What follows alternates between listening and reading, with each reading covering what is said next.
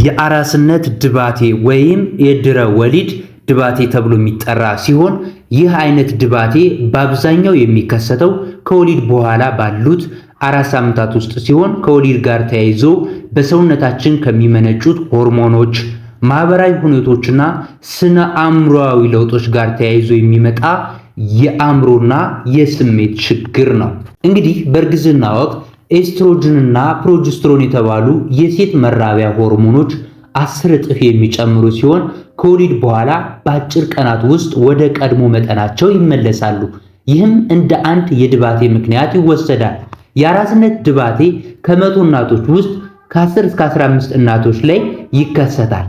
የአራስነት ድባቴም የሚከሰተው አንዲት አራስ እናት ከወለደች ከጥቂት ቀናቶች ወይም ሳምንታት በኋላ ነው።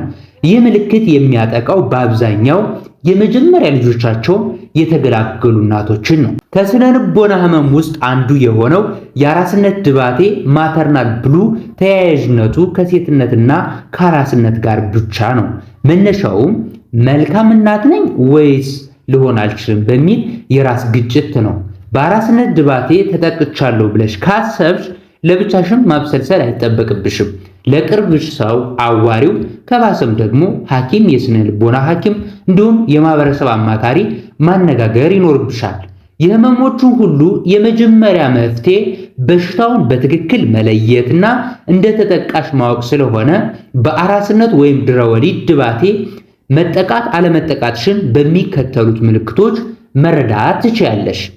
ኃይለኛ ንዴትና ብስጭት ካለብሽ፣ ከዚህ ቀደም ያስደስቱሽ በነበሩ ነገሮች ላይ ፍላጎት ምታጭ ወይም መጥላት ነገር ካለ፣ ደክሞሽ እንኳን ለመተኛት የምትቸገሪ አይነት ከሆነ፣ ተደጋጋሚ የሐዘን ስሜትና እንባ የሚልሽ ከሆነ፣ የተጋነነ የስሜት መለዋወጥ ካለ፣ በጣም ደስተኛ ሊሆን ይችላል ወይም ደግሞ በጣም ሐዘንተኛ መሆን፣ ከአራስ ልጅሽ ጋር የመቆራኘት ስሜት ማጣት፣ አብዝተሽ የምትጨነቂ ከሆነና የተጋነነ ስጋት ደግሞ ካደረብሽ፣ ሐሳብሽን በአንድ ነገር ላይ ሰብስበሽ መስራት ከተቸገርሽ፣ እንግዲህ ከላይ ከተዘረዘሩት ውስጥ 2 እና ከዛ በላይ ምልክቶች ታይተውብኛል ብለሽ ራስሽን ደግሞ የአራስነት ድባቴ ተጠቂ አድርገሽ መውሰድ የለብሽም።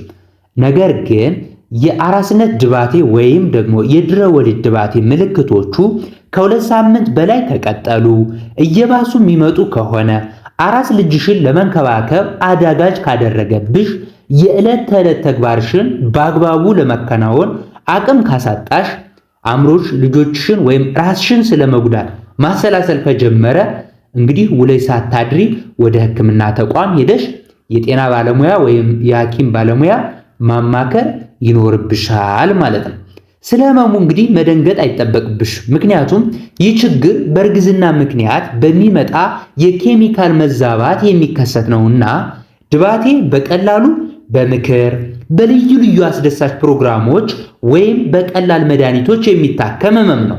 ህክምናውን ግን በቶሎ ካገኘሽ በአጭር ጊዜ ውስጥ ጤናሽ ተመልሶ ደስተኛና ትሆኛለሽ። ወላድ እናት ምን ነገሮችን በማድረግ የአራስነትን ድባቴ መቀነስ ትችላለች ከተባለ የሰዎችን እገዛ በመጠየቅ የአካል ብቃት እንቅስቃሴ በማድረግ እንቅስቃሴ ከማድረግ በፊት ሐኪምን ማማከር ተገቢ ሲሆን በቤት ውስጥ ለረጅም ቀናት መቀመጥ አሰልች እንዳይሆን ወደ ውጭ መውጣት ያስፈልጋል። የስሜት መለዋወጥ እንደሚኖር ራስሽን ደግሞ ማሳመን አለብሽ። ጤናማ የአመጋገብ ባህልን ማዘውተር፣ ከትዳር አጋርሽ ጋር ጊዜሽን ማሳለፍ፣ በመጀመሪያ ሳምንታት የሚመጡ የጎብኚዎችን ወይም ደግሞ የሚጠይቁትን መጠን መቀነስ፣ የሚደወልልሽን ስልክ በተወሰነ መልኩ መመለስ፣ ሕፃኑ በሚተኛበት ሰዓት አብሮ እንቅልፍ በመተኛት ራስሽን ማሳረፍ ትችያለሽ። በአጠቃላይ ሐኪምን ማማከር የሚያስፈልገው መቼ ነው?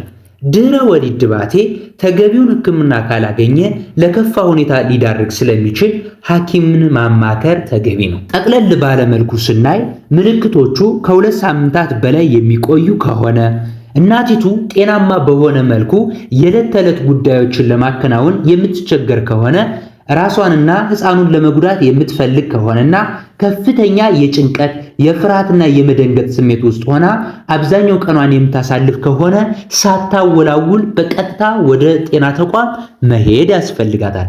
ታዲያ ለዚህ ቻናል አዲስ የሆናችሁ ሰዎች ሰብስክራይብ በማድረግ ለብዙ ሰው እንዲዳረስ ላይክ እንድታደርጉ የአክብሮት ግብዣችን ነው።